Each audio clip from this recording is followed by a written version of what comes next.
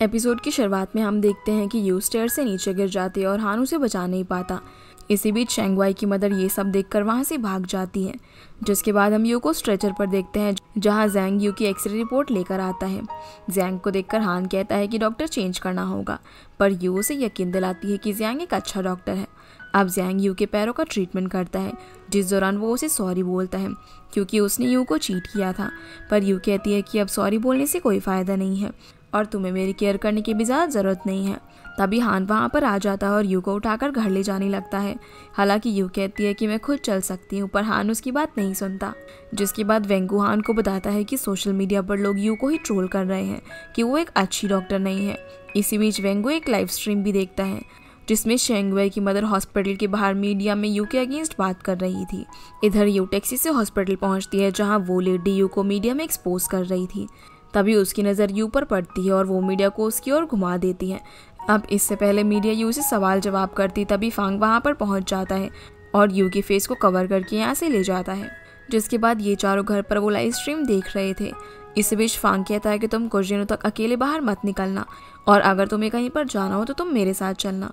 ये सुनकर ये फांग के पैर पर हाथ रखती है और उसकी बात का रिप्लाई करने ही वाली थी। तभी बाओ उसका हाथ उसके पैर से हटाता है और इन दोनों के बीच बैठ जाता है, यानी कि वो भी अपनी मदर को दूसरे पर्सन के साथ फ्रैंक होते हुए नहीं देख सकता। दूसरी तरफ हान एक मीटिंग कर रहा था, लेकिन उसका ध्यान कहीं और ही था। फिर वो इस मीटिंग और बाद में होने वाली सारी मीटिंग्स को कैंसिल करके वहाँ से चला जाता है। अगले सीन में हम हान को हॉस्पिटल में देखते हैं, जो कि किन और जियांग से मिलने के लिए आया हुआ था, क्योंकि उसे पता चल गया था कि किन ने ही शेंगवाई की मदर को यू के अगेंस्ट भड़काया था। पर अब किन यहाँ पर काफ़ी इनोसेंट बन जाती है और ऐसी रिएक्ट करती है कि मानो उसने कुछ किया ही ना हो। तब जियांग भी उसके फेवर में बात करता है, पर हान उसे चुप कर देता है और किन को कहता है कि वो लेडी यू की पेशेंट थी, इसीलिए तुम्हें उन दोनों के बीच में आने की ज़रूरत नहीं थी और तुम होती कौन हो यू की क्वालिफिकेशन को जज करने वाली। इसीलिए अब रिजल्ट कुछ भी हो पर तुम्हें अपने किए की सज़ा ज़रूर मिलेगी। जिसके बाद हान यू के घर जाता है, जिसे देखकर यू उसे कहते हैं कि तुम वापस चले जाओ क्योंकि मुझे अभी रेस्ट करना है। ये सुनते ही हान उसके करीब आता है और उसे घर चलने के लिए कहता है, लेकिन यू उसे मना कर देती है। इसी बीच हान उसके किचन की हालत देखता है और उस पर चिल्लाने लगता है क्योंकि यू ने साफ सफाई नहीं की थी और उसने खाने पीने का सारा सामान भी खुला छोड़ रखा था। वो यू को अच्छा खासा लेक्चर सुना देता है। साथ ही साथ वो ये भी कहता है कि मैं बाओ को यहाँ पर नहीं रहने दे सकता और अगर तुमने फोर्सफुली उसे अपने पास रखने की कोशिश की तो मैं तुम्हारे ऊपर केस कर दूंगा। पर यू उसकी एक नहीं सुनती और अपने रूम में जाने लगती है।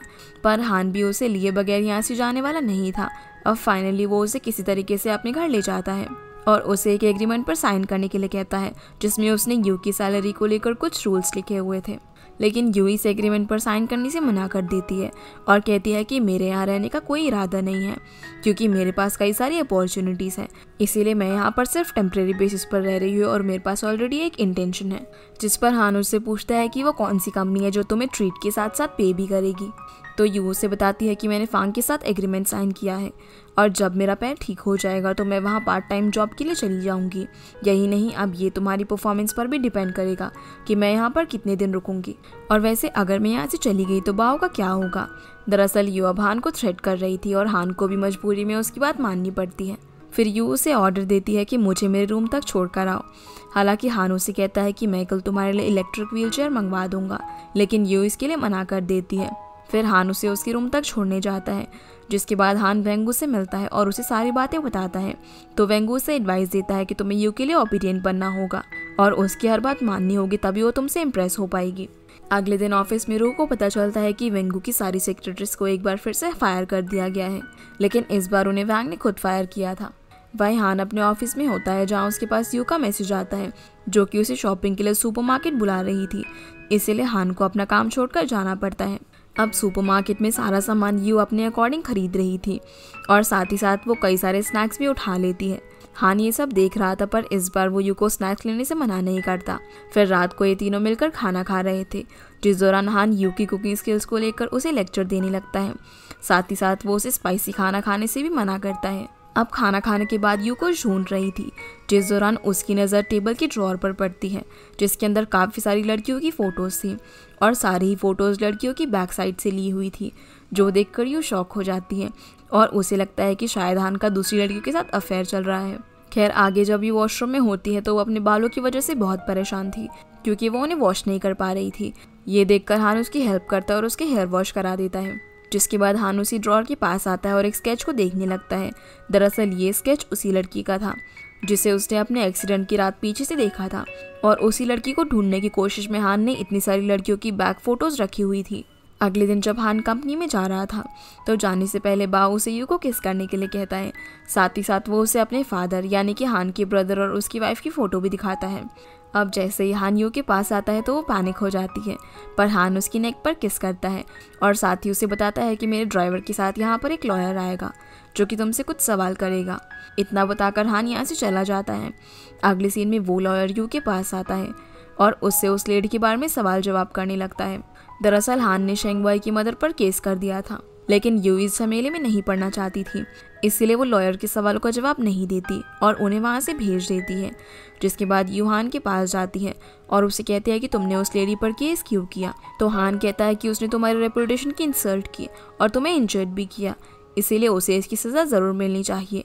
लेकिन यू उसे केस करने से मना करती है और कहती है कि जो हो गया सो हो गया, मैं अब केस के चक्कर में नहीं पड़ना चाहती, और वैसे भी वो एक डिवोर्स लेडी है और एक साइकोलॉजिस्ट होने के नाते मैं उसका स्ट्रेस समझ सकती हूँ, इसीलिए ये सब करके हमें कुछ भी हासिल नहीं होगा, बल्कि इससे तुम्हारे प्रोसिक्यूशन पर इफेक्ट पड़ेगा। अब यू हान को बहुत समझाने की कोशिश करती है, लेकिन वो उसकी एक नहीं सुनता, जो देखकर यू गुस्से में वहाँ से जाने लगती है, पर तभी उसका पैर स्लिप हो जाता है और वो वहीं पर गिर जाती है। फिर हान उसकी हेल्प करता है और उसे अपनी चेयर पर बिठाकर वहाँ से ले जाता है। जिसके बाद यू घर में आकर भी कई बार हान को केस ड्रॉप करने के लिए कहती है, लेकिन हान उसे साफ मना कर देता है। अगले सीन में हान स्विमिंग करने आता है तो यू उसकी कई सारी फ़ोटोज़ ले लेती है, पर हान उसे नोटिस कर लेता है तो वो उससे पूछता है कि तुम क्या कर रही हो, जिस पर यू कहती है कि मैंने तुम्हारी न्यूड फ़ोटोज़ ले ली है और मैं इन्हें लड़कियों के पास सेंड करने वाली हूँ। यही सुनते ही हान उसके पास आता है और उसके हाथ से फ़ोन छीनकर उन पिक्स को डिलीट कर देता है, और जब वो उसे रोकने की कोशिश करती है तो वो अनबैलेंस्ड होकर उसके ऊपर ही गिर जाती है। तब हान उसे अपने ऊपर से उठने के लिए कहता है, पर यू कहती है कि मैं तभी तुम्हारे ऊपर से उठूंगी जब तुम केस ड्रॉप करने के लिए एग्री हो जाओगे। फिर दोनों फाइट करने लगते हैं। तभी वहाँ पर सिक्योरिटी गार्ड आ जाता है, जो कि इन दोनों को इस कंडीशन में देखकर एम्बैरेस फील करता है और अपना फेस छिपाते हुए उसे बताता है कि शेंगवाई की मदर आपसे मिलना चाहती है। फिर वो शेंगवाई की मदर से बात करता है और वो हान से इसीलिए मिलने आई थी क्योंकि वो उस पर केस कर रहा था। तो हान उसे बताता है कि मैंने केस ड्रॉप कर दिया है और मुझे यू नहीं ऐसा करने के लिए कहा था। साथ ही साथ वो ये भी बताता है कि अगले 10 दिनों के अंदर हैशी चैरिटी फाउंडेशन शेंगवाई को एजुकेशन और ट्रीटमेंट प्रोवाइड करेगा। जो सुनकर शेंगवाई की मदर काफ़ी रिग्रेट फील करती है, क्योंकि उसे लगता था कि यू एक अच्छी डॉक्टर नहीं है, पर इतना कुछ होने के बाद भी यू ने उसे माफ़ कर दिया था। साथ ही साथ हान ने डोनेशन भी दे रहा था। अब यू हान से काफ़ी खुश होती है क्योंकि उसने केस ड्रॉप कर दिया था और वो उसे एज अ रिवॉर्ड एक योगर्ट देती है। तो हान कहता है कि मैंने वो केस इसलिए ड्रॉप किया क्योंकि मैं तुम पर ट्रस्ट करता हूँ। फिर वो उसे उसकी परफॉर्मेंस अप्रेजल देकर चला जाता है। इसी बीच यू को एक बुक के अंदर एक फ़ोटो मिलती है जिसमें हान अपनी फैमिली के साथ मौजूद था, जिनमें से एक लड़की को देखकर यू को हान पर शक होता है और वो सोचती है कि ये ज़रूर उसकी गर्लफ्रेंड होगी। आगे हम देखते हैं कि हान को फीवर हो जाता है तो यू उसका काफ़ी अच्छे से ख्याल रखती है, मानो कि वो उसकी रियल वाइफ हो। लेकिन इसी बीच यू का सीक्रेट भी रिवील हो जाता है। दरअसल यू का पैर बिल्कुल ठीक हो चुका था, लेकिन वो कई दिनों से हान के सामने ड्रामा कर रही थी। जिसके बाद वेंगू हान को कुछ और लड़कियों की बैक की फ़ोटोज़ देता है, लेकिन हान इन सबको रिजेक्ट कर देता है। तब वेंगू कहता है कि तुम 5 साल से ऐसी लड़की को ढूंढने में लगे हो जिसे तुमने सिर्फ अपने सपने में देखा है, और क्या तुम श्योर हो कि वो लड़की इस वर्ल्ड में एग्जिस्ट करती है। लेकिन हान कहता है कि अगर तुम्हारा लेक्चर ख़त्म हो गया हो तो तुम जा सकते हो।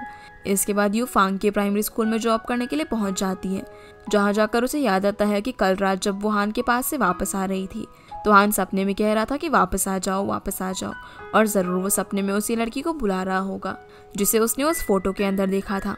इसके अगले दिन जब वेंगू की आंख खुलती है तो उसे पता चलता है कि अब रू उसकी असिस्टेंट बन गई है, लेकिन वो इस बात से बिल्कुल भी खुश नहीं होता। तभी रू उसे लेने के लिए उसके घर पहुंच जाती है, जहां हमें फ्लैशबैक सीन से पता चलता है कि चेयरमैन वेन ने जानबूझकर रू को वेंगू की असिस्टेंट बनाया था, क्योंकि उसने कई बार नोटिस किया था कि वेंगू रू की हर बात मानता है। हालांकि रू उसकी असिस्टेंट बनना नहीं चाहती थी, लेकिन चेयरमैन के कहने पर वो मना भी नहीं कर पाती। खैर आगे रू और यू ड्रिंक कर रहे थे, जिस दौरान यू रू को अपने फ़ोन में उस लड़की की फ़ोटो दिखाती है जो कि हान की फैमिली फ़ोटो में मौजूद थी। यू उससे पूछती है कि तुम्हें क्या लगता है कि ये लड़की कौन होगी, तो रू को भी लगता है कि शायद ये हान की गर्लफ्रेंड हो सकती है, क्योंकि वो उसके काफ़ी क्लोज खड़ी हुई थी। जो सुनते ही यू उस लड़की और हान के रिलेशन के बारे में आर्ग्यूमेंट करने लगती है, तो रू उसे टीज करते हुए कहती है कि क्या तुम उस लड़की से जेलस फील करती हो, जिसके जवाब में यू नॉट इंटरेस्टेड कह देती है, लेकिन असल में वो काफ़ी जेलस फील कर रही थी। अब उसकी क्यूरियोसिटी से तंग आकर रू उसे घर भेज देती है, लेकिन घर जाने पर भी रू उसे वॉइस मैसेज करती है और उस लड़की के बारे में बात करने लगती है। इसी बीच यू गलती से एक मैसेज हान के फ़ोन पर भी सेंड कर देती है और जब हान उसे सुनता है तो वो यू के रूम में आकर उस वॉइस मैसेज को प्ले करता है, जिसे सुनते ही यू लाइट्स ऑफ करके सोने का नाटक करती है।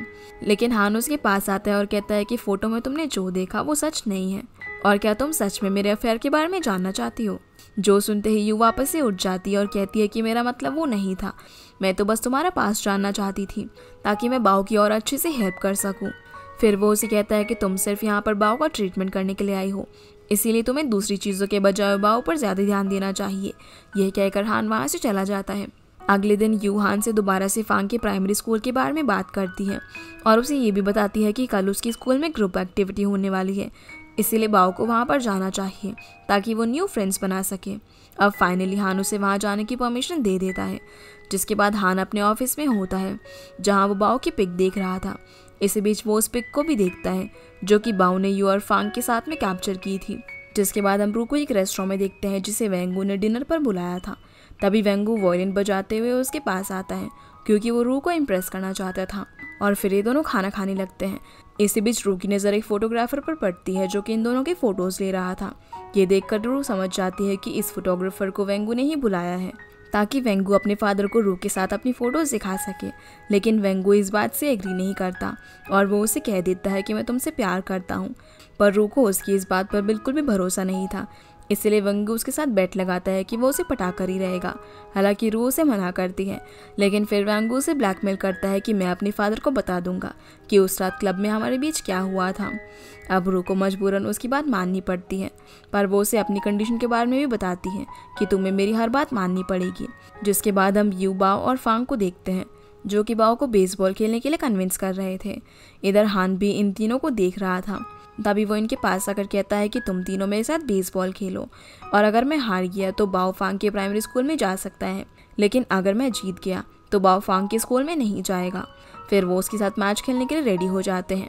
अब पहला राउंड फांग और हान के बीच में होता है जहाँ पर दोनों सेम स्कोर करते हैं। जिसके बाद हान यू के साथ खेलता है, लेकिन बाव को क्यूरियस देखकर वो जानबूझकर हार जाता है और ये सभी काफ़ी खुश हो जाते हैं क्योंकि अब बाव फांग के स्कूल में जाने वाला था। अब घर आकर यू बाव को स्कूल जाने के लिए प्रिपेयर कर रही थी ताकि वो वहाँ पर अच्छे से एडजस्ट कर सके। इसी बीच हान बाव के लिए एक हाईटेक स्कूल बैग बनाकर लेकर आता है और इन्हें इस बैग की स्पेसिफिकेशंस के बारे में बताता है, जिसके अंदर उसने कैमरा, जीपीएस, इमरजेंसी सायरन वगैरह सब कुछ लगाया हुआ था। ये देखकर यू कहती है कि बाव किसी वॉर पर नहीं बल्कि स्कूल में जाएगा। फिर वो उसे साइड में लेकर जाती है और कहती है कि तुम बाव की इतनी चिंता मत करो क्योंकि स्कूल में उसके अलावा और भी बहुत से बच्चे होंगे। इधर बाव को वो बैग पसंद नहीं आ रहा था क्योंकि उसका डिज़ाइन काफ़ी वियर्ड था। जिसके अगले दिन ये दोनों बाव को स्कूल छोड़ने के लिए आते हैं जहाँ बाव दूसरे बच्चों के पेरेंट्स को देखता है जो कि एक दूसरे को किस कर रहे थे। तभी एक लेडी इनके पास आती है और इन तीनों को भी एक दूसरे को किस करने के लिए कहती है। इसीलिए बाव यू को किस करता है और फिर यू हान को फेक किस करती है।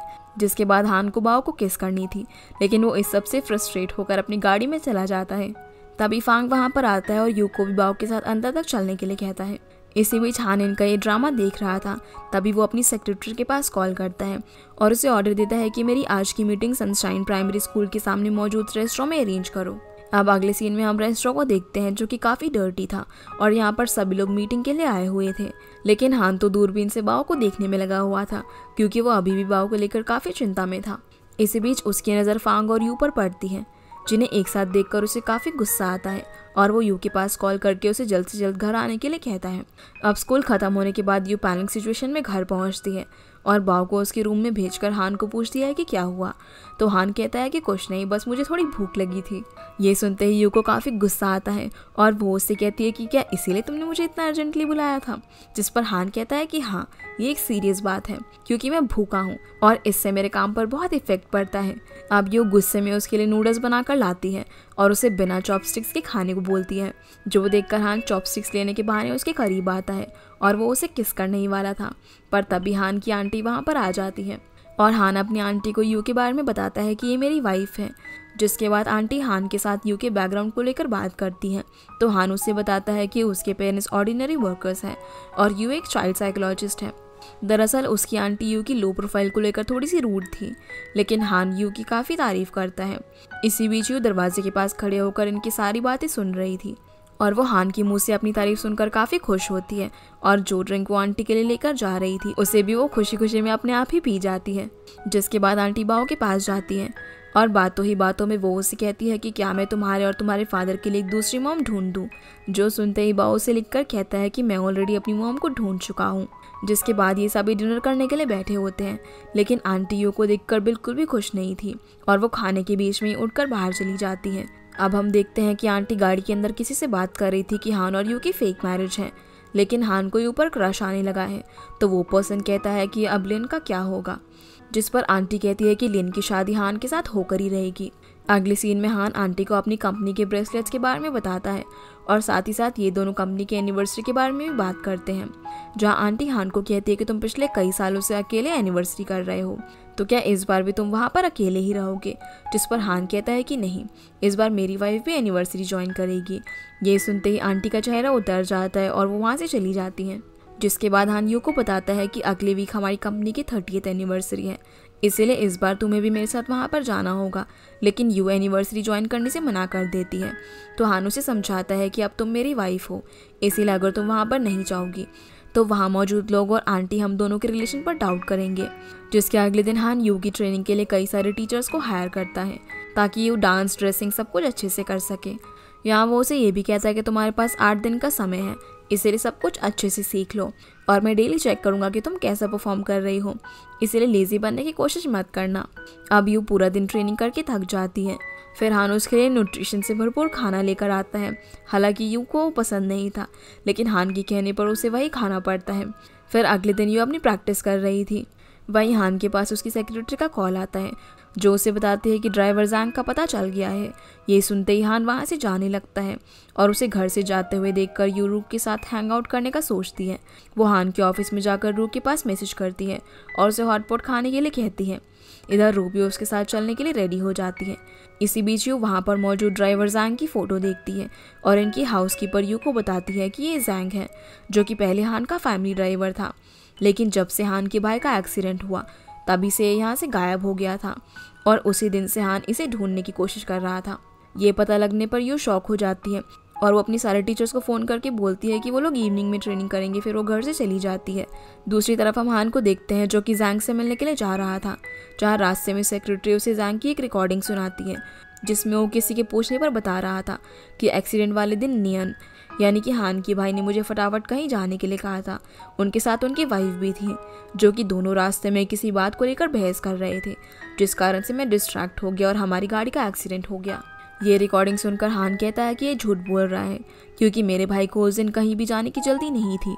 इसी बीच हान के पास एक कॉल आता है और उसे पता चलता है कि जैंग एक बार फिर से भाग गया। ये पता लगते ही हान को काफ़ी गुस्सा आता है और वो कॉल पर मौजूद पर्सन पर बहुत चिल्लाता है। दूसरी तरफ यू रो को लेने के लिए वेंचिंग ग्रुप में जाती है। तभी उसकी नज़र हान पर पड़ती है जो कि वापस आ चुका था। ये देखकर वो शॉक हो जाती है और हान की नज़रों से बचने की कोशिश करती है।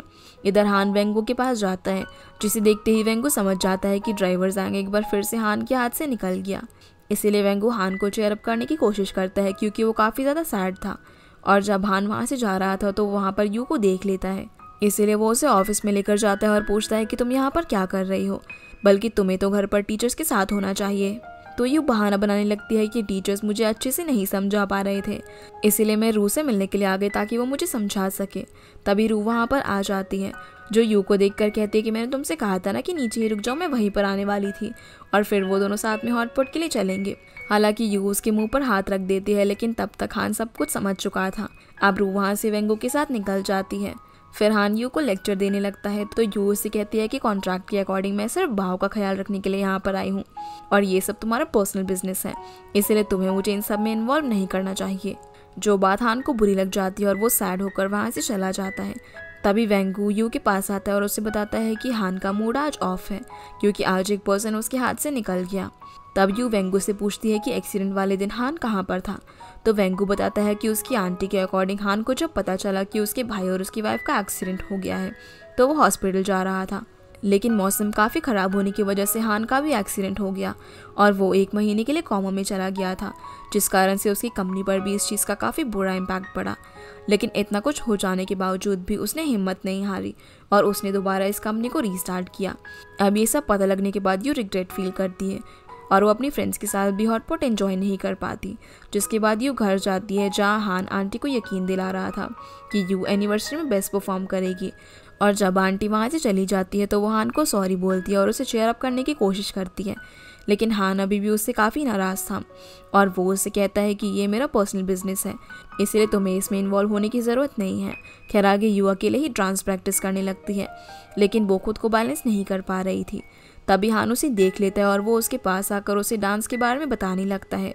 फिर ये दोनों डांस करते हैं, जिसके बाद हम एनिवर्सरी वाले दिन का सीन देखते हैं जहाँ हान यू और बाओ के साथ पहुँच जाता है और यहाँ पर ये दोनों डांस वगैरह भी करते हैं। इसी बीच लिन भी वहाँ पर आ जाती है क्योंकि आंटी ने उसे इनवाइट किया था। इसी के साथ ये एपिसोड यहीं पर ख़त्म हो जाता है। तो गाइस ये थे आज के वीडियो एंड आई होप आप लोगों को ये वीडियो पसंद आई होगी, तो इस वीडियो को लाइक कर चैनल को सब्सक्राइब जरूर कीजिएगा। आपसे फिर मिलते हैं अगले एपिसोड में, तब तक के लिए गुड बाय।